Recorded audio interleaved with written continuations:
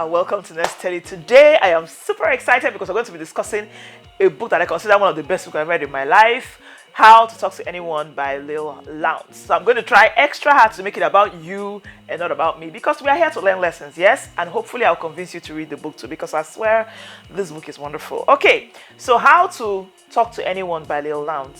This is actually one of those how-to books when it comes to communication and all that I consider to be one of the best. It was easier for me. I suspect that to an extent, me and Lil Lounge have a very similar vibe, so it works for us. Okay, so I have a lot of things written down. This book I read in 2019, I think. Until today, anytime I pick up the book and I just read, even I listen to, even if it's just 1 hour of it or 30 minutes of it, I pick up something new that I can learn about it. So I'm going to share it into 3 groups. The way the woman explained the importance of how the best way to talk to anybody. Okay, so before I start, I'm going to tell you that it takes you doing a lot of work on yourself. Okay, so the place of discipline is very, very high. Like, you cannot just be out here acting all wishy-washy and think that you'll be able to talk to anyone. If you've struggled with talking with maybe if you're someone that if you walked into a room of very rich people now, you will just feel intimidated and start pinching yourself and all that. This book is for you, okay? If you're someone that maybe if you walked into a kindergarten class and you're not sure how to talk to the children, this book is for you. Like, she tried to cover, I think there are 92 keys or 92 tricks that help to further relationship. Then if you're someone that's had problem communicating with your spouse, no matter how difficult they may be, this book might actually be for you, okay? That is it with this book. So I have a lot of things written down, but I said I was going to share the book into 3. She talked about the importance of, first of all, there's the look, right? You already talk to people with the way you look without actually opening your mouth. Do you understand? So things like being poised, the way you handle yourself, the way you dress is very, very important. That's number 1. Number 2, study. Do you understand? Learn to be as vast as possible when it comes to knowledge. Don't be someone that is so carried away by your own interests and hobbies and maybe job that's all that you know. Learn to know as many things as possible. If you met a Dangote tomorrow, I think if you go for any business class, tell you something about the elevator pitch. If you happen to somehow end up being an elevator with Dangote and this elevator ride is going to take like 6 seconds, what would you tell him? And I don't mean by selling him market. Like, what would you tell him that will make him think that guy was very memorable? Like even if he doesn't call you or anything, but you're like, oh, I met that lady that day, on the elevator, and I found it interesting. What would you tell him? Would you get him to talk, or would you just talk down his throat? Sir, I have this business, or sir, anything for the boys. I don't know if you understand. He hears anything for the boys every other day. Trust me. Like, he woke up this morning with a text, anything for the boys. So that's just how these things work. You get. So that's number 2. Study to know more, as many things as possible. She said that worst case scenario, pick up newspapers and just read through like different things, random things, science papers, science journals, art journals, business journals. Just find out about that. So that's number 2. Number 3 part is where he now talks about studying the people that you need to communicate with. Okay, so there's something that she actually said that I found. I think the first time I read it, like, it blew my mind. Like, if you're going to a party and you have a fairly good idea of the kind of people that can be at that party, do a study on those kind of the things that the conversations that you think they would have. Don't be the person that goes there and absolutely, like, if you walk into a party like a football party, we love football in Nigeria, so I'm not a big fan of football. We don't like football much in my house.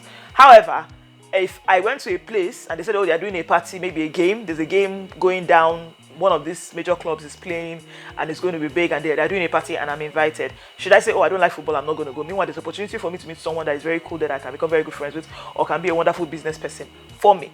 Do you understand? So I can go there and just do a bit of research on the team that is playing. So I have 2 or 3 lines I can throw in there that can make it sound like, we are peoples now. I'm not saying you should go there and lie, but be someone that, by the time you say 1 or 2 things, they'll be like, okay, this person seems to know what's happening. So like that way, people feel warmer to you. So the importance of studying other people. Do you understand? Mirroring, thank you. Mirroring the energy, the way people talk. I think she gave example of things like parroting. If someone says, oh, I'm having such a bad day, or I had a bad last week, say, oh, you had a bad last week. You're giving the person the opportunity to tell you, you don't believe what happened to me. I entered a bus the other day, or I was trying to drive and somebody caught me on the road and they took my papers because of blah blah blah, and I thought this was there, I didn't know this was there, all those kind of things. And you'd be like, hey, yeah, oh wow. So it's like the only person says, God will help us. So, and say, God will help us. I don't know if you understand. I know I might be blabbering, but that's it, parroting. The reason why, one of the major reasons why I liked this book is that anytime I read something and I try it out, it works. When I read the book initially, I thought, okay, this is a very American book because it's written by an American lady, and I'm like, this is a very American book, so this seems to apply more in America. Just when you read it, right, fine tune it to suit Nigeria, you'll be shocked. You will be shocked, the people that you can sit down and have conversations with. I remember meeting one day on the road with somebody I admired a lot, an artist, and all that. And I just asked, because I'm an artist, by the way. It was easy for us to flow because we're artists. But the thing was that I asked him just one or two questions. And a few minutes after, somebody literally passed and said, how did you know that guy? It's like, you people know each other from way back. Because the guy just sat down there and just talked, and I was listening. Simple things that you can learn from this book. Guys, this book is everything. So anyway, I've shared it into three. That's the three major things you need to know. The importance of study. The importance of, what was the first one? I forgot for a second there. The importance of studying other people, mirroring people's images. The importance of knowing more about every other thing. And then the importance of body language. Let's call it that. Body language, things like your smile, even your makeup. But I didn't really talk about makeup much, but I'm just putting that out there. Things like even your makeup can get in the way of being communicated with or not being communicated with. The way you dress, the way you look, the way you walk, the way you talk. If you're somebody that is always all over the place, there's some people that you just wanna attract. She even talked about things like, there's a big fad going on now on social media, people talking about old money. She talked about old money, the way old money people tend to dress, and the kind of people they tend to be drawn to, the kind of conversations they tend to have. And I think I'm going to make one example, okay, and finish this video. I don't plan for this video to be very long. She talked about how you should never ask someone, what do you do for a living? Never, like if you're in a business mixer or you're with some very rich people, never ask them what they do for a living. Because number one, most rich people don't do one thing. They are popular, the popular ones, let's say like Jeff Bezos or Bill Gates. They are popular for one thing. There's one thing that makes them popular, but that's not the only thing that they do.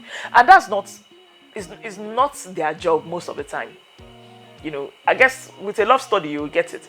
But most times, it's not one thing that they do. So because it's not one thing that they do, and in addition to the fact that you come across like you're not in the league, yes, you come across like you're not one of them.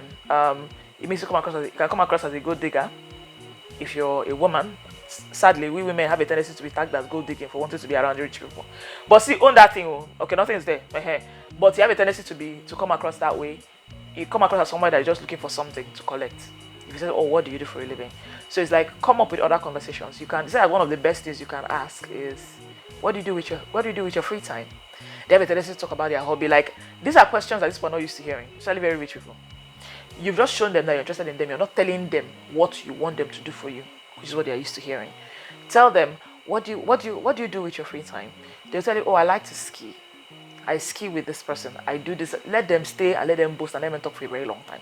They will appreciate it and they remember you for it. Do you understand? And I think I'm going to drop this one, which will be the last one. Try not to focus on yourself. I think we already get it when we talk about studying and mirroring. Try to focus on the other person. People feel happy when they talk about themselves to you. They do. When you just say something and trigger them to start pouring out their heart and might and everything, as in it's like they don't tend to stop. It just keeps going. It just keeps going. They continue to go. It will not stop. I don't know if you understand. That's just how this works. And when they are done, and people are done with the conversation, just be like, oh, I really like that girl. She's very nice. She's a beautiful conversationalist. That's the word apparently. But that's what Lil Lounge is. She helps people talk about conversations. So that is it with this book. I don't want to talk much about it because I want you to go and read it. 92 keys or tricks or something like that, and that make communication very successful. She tried to handle as many places as possible that can have to do with people talking. Do you understand? Communication, verbal and non-verbal. This book is wonderful. I'm telling you. I know it's one of my favorite books and I might be overselling it, but see, this book is wonderful.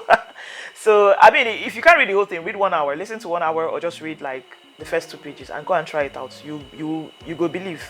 You go believe, I'm telling you. You'll be like, really? But I'm telling you, that's just how it is. So, thank you so much for watching. Up next, I'm going to leave the link here for Good to Great. Okay, how good companies are able to stay stable by Jim Collins. Is a wonderful book and I think that we should like it. And I don't know, that's it for us and and this book. And until next time, if you haven't already, please subscribe, like the video below. Please leave a comment below what you think about the video or what you think about the book, and share to your friends. And thank you so much for watching. Bye.